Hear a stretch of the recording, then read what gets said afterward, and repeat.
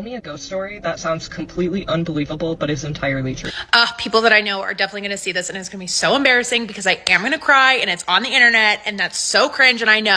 But what I'm about to say is a completely true story. I'm going to change out some identifiable information because HIPAA, it involves a nursing story. So aside from like what happened, all the like details just, they're made up. Okay. So I was on orientation. I'm a new grad in the ICU. I am now off orientation, but this happened while I was on orientation. Anyway, so we have this guy, I'm going to call him Jason. He's a 40 to 60-year-old man. So like kind of young, has kids, married, whatever. Very, very sick. I had him for truly like the whole time that I was pretty much on orientation. And he, really sick, intubated, CRRT. I learned so much from him, which I will forever be grateful for. Truly learned so much. So thank you for that. Nearing the end of his stay, he all of a sudden turned this huge left corner, and I was like, oh my gosh, did I heal him? Woohoo!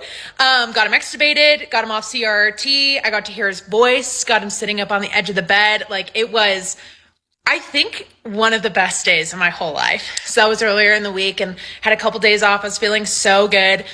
And I come back to work and it was a night shift.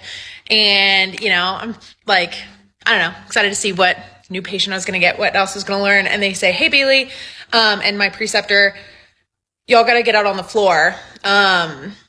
You have Jason back. And I was like, what? Because again, I'm on orientation. So like, I should be getting like, I was like, he's fixed. Like, what do we, like fixed for the ICU, but I was like, what do we mean? Like, why am I getting him back? And they're like, we're actually coding him.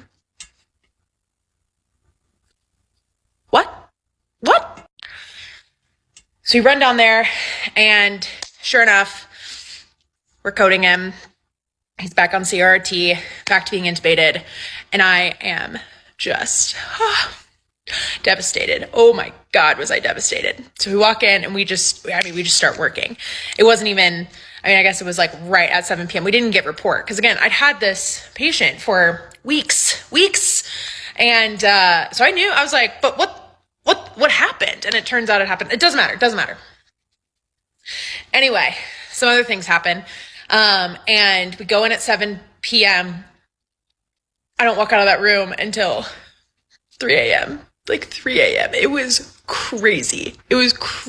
Blood, sweat, and tears. And 3 a.m. is whenever we came out. We're just like, there is nothing more. There is nothing more that we can do. And I was broken. Okay. So come out, 7:32 a.m. and, Jason passes and it was devastating. And and the ICU can just be like tough and losing anybody is tough. This one has stick with me and will stick with me forever. And I promise I'm getting to the ghost story. I promise. Okay. So, he passes and I just want to stay to do postmortem care because for me, that's such like it gives me closure. I can get them all cleaned up and make sure that they're like as comfortable as possible. Like it's just the last little bit that like I can do and it helps me. Okay. But I can't because it was so sudden. And, so we were giving family time to like come and blah, blah, blah. Okay. So, and I was coming back that night. So I couldn't just like stay. Like I have to come back. I have to go to bed. I have to like be ready to go for the next day, which is so challenging. Okay. So that happens. And I am so not okay. I am so not okay. But I have to be okay because it's the ICU and I'm new and blah, blah, blah, blah, blah. Okay. So months goes by from that moment. And from that time on, it was weekly. It was turning into like an every other day situation, whether I was working or not. I was having panic attacks. I was having nightmares. I was physically so unwell. One particular night, I'm coming in for my shift. I'm off orientation. I'm on my own. I've been practicing on my own for a couple months at this point, and I just feel terrible. I'm still having panic attacks. Before this particular shift, I'm having a panic attack in the car in the parking lot of the hospital. And I was just sitting there and I was like, I'm not strong enough. I can't do this. Maybe this isn't for me. Maybe I was kidding myself. Major imposter syndrome, but panic attack nonetheless. Shaking, crying, hysterical. And I thought, okay, just don't clock in and go quit. Like if you really can't handle it, go quit. Walk up to the floor. I'm like, no, I've breathed, I've composed myself, clock in. So I'm there. I'm getting my patients. Like we're having a shift. And I go on and I get my patient assignment. Great assignment. We're chilling. This one patient that I got, I don't think we need a name for him. Anywho, he was there for alcohol withdrawal. Beginning stages, but beginning to hallucinate if you haven't worked with or if you're unfamiliar with that. So they start to hallucinate. He was seeing people in the room. He was seeing things crawling on the wall, but like nothing scary because sometimes they can be really scary and I feel really bad for that. But his were fine. And he was also very trusting of me. Like he was like, hey, I've been through this before. I know I hallucinate. It helps me if you can help reorient me. Anytime you walk in the room, just, I trust you. I know who you are. I was like, sweet. So we're going through the night. Everything's groovy. I'm able to get him off of hallucinations. He'll be like, this is there. And I'm like, and he's like, do you see that? And I'm like, no, like, I don't see that. Or, hey, I have a concern about this. And I would go check. And I'm like, no, like I'm not seeing that. But do you feel safe? Are you okay? He's like, yep, I'm good. I trust you. Again, we're chilling.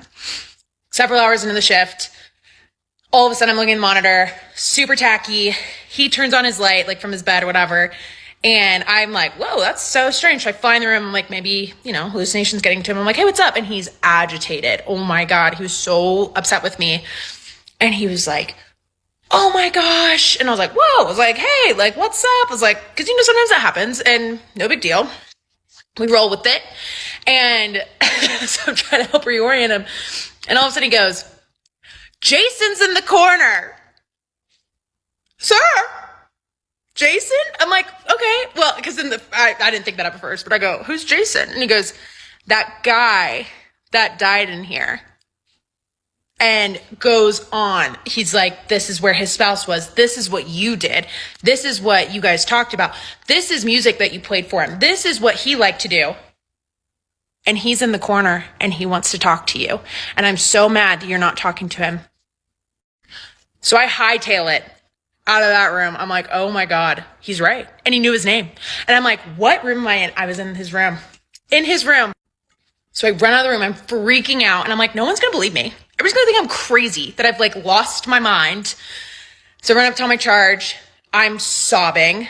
She starts kind of getting emotional. And she's been a nurse for 25 years. So she was like, whoa, I've never heard anything like this. Anyway, I go back in the room.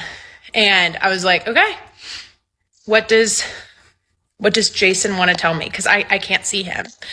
And he calmly tells me, again, I just had a panic attack.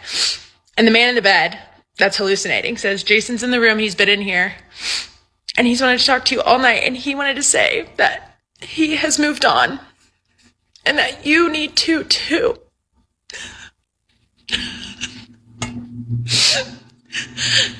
I hadn't moved on. I hadn't. Obviously. And I just started crying. And I just said, okay, and thank you. And he said, no, thank you. And I was like, oh, what did I do? And he said, no, that's what Jason wanted me to tell you.